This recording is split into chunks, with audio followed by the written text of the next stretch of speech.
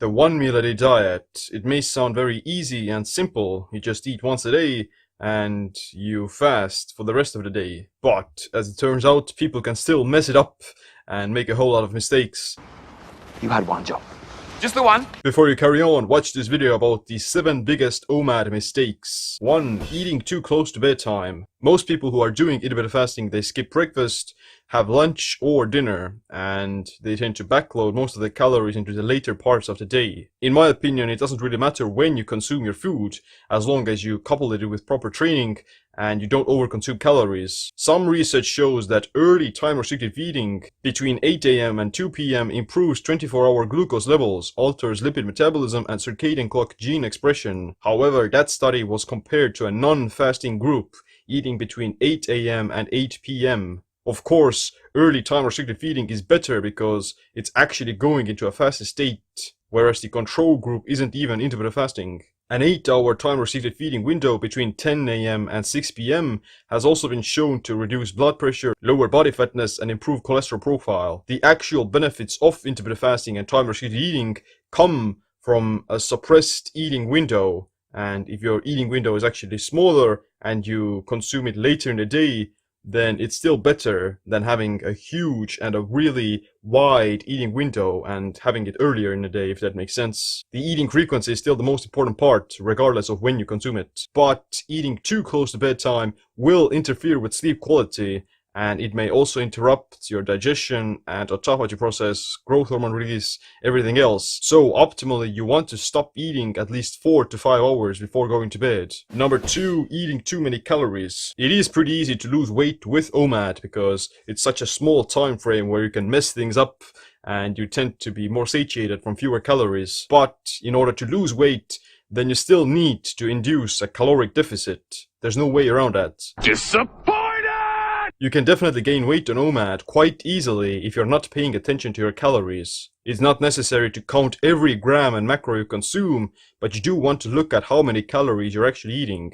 Number 3, eating empty calories. Another mistake would be to eat those empty calories that don't have a significant benefit on your body. I'm talking about processed food and even healthy junk food. When doing any form of intermittent fasting, especially OMAD, you have to focus more on nutrient-dense foods because you're eating at a lower frequency and within a smaller time frame. You have to make sure you do get all of your essential nutrients, vitamins, minerals, and macros within that time frame. If your eating frequency is lower, in the example of eating 1 meal a day or doing any form of intermittent fasting, then the nutrient density of those individual meals has to be higher as to avoid malnourishment and as to ensure that you get your nutrients. At the same time, filling yourself up with lettuce and bok choy to minimize caloric content can also make you more bloated and too full. So in that case, lettuce is empty calories. Number 4, too much cardio fasted. The point of this mistake isn't whether or not you should work out fasted or not. Working out fasted is perfectly fine and it's gonna show great results for most people. It's just that doing too much cardio as your main form of exercise will not give you the body composition and the results that you want. Someone focusing on resistance training and lean muscle growth will see much better results in fat loss than someone focusing on cardio. With cardio, you're not really stimulating muscle hypertrophy, which is the most important part for burning fat and building muscle. Number 5, under-eating protein. Because OMAD is such a small time frame, you have to make sure that you get adequate amounts of protein and amino acids, because that's going to protect against muscle catabolism during the fasted window. It's thought that your body can absorb only 30 to 40 grams of protein per meal, and everything else gets wasted away.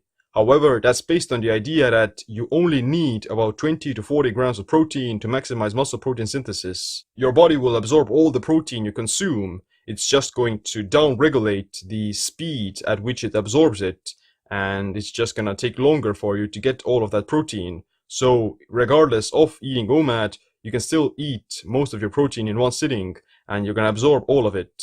Optimal ranges are between 0.7 to 1.2 grams per pound of lean body mass. If you're not exercising, then you can safely stick to 0.6 to 0.7 grams, but if you're working out, you should stick to 0.8 to 1.0 grams, and that's per pound of lean body mass, not fat mass. 48% body fat. Number 6, BCAAs while fasting. The biggest reason people take BCAAs is that they want to protect against muscle catabolism, and they're afraid of going catabolic during the fasted state. But BCAAs are generally worthless as long as you're getting adequate amounts of protein and you're not starving yourself. To avoid muscle loss with OMAD, you should become more fat adapted. Being in ketosis is more muscle sparing than fasting on a glucose-based metabolism because ketones are muscle sparing. To become fat adapted, then you don't need to be eating a strict ketogenic diet as long as you're already doing intermittent fasting. But it's a good idea to pay more attention to how many carbs you're eating, how many carbs your body needs, and to not excessively overspill yourself with glucose. BCAAs, while OMAD, may actually make you lose more muscle because they'll interfere with autophagy and potentially kick you out of ketosis. Number 7, getting weaker in training. Doing resistance training and trying to build muscle is as important on OMAD as on any other diet. It's actually very beneficial for general longevity and metabolic health as well. If you're progressively getting weaker or losing muscle on OMAD, then it's not really worth it. Here's what to do to not lose muscle on OMAD. First, become keto adapted. Second, higher protein intake. Third, focus on strength training. 4, minimize unnecessary cardio. 5, don't do crazy high intensity cardio. 6, sleep properly. 7, avoid overtraining and have adequate rest days. 8, try to extend your eating window every once in a while. And 9, have some protein before you work out. It's possible to build muscle and strength with intermittent fasting and even OMAD.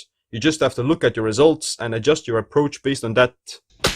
The last bonus mistake I'm about to share with you is being too strict with OMAD. Like I said, sometimes it's better to extend your eating window and not eat only one meal a day because your body is going to adapt, and in order to recover properly, then you actually need to nourish yourself. I myself have been doing some form of an OMAD diet for 3 to 4 years where I consume my food within 2 to 3 hours.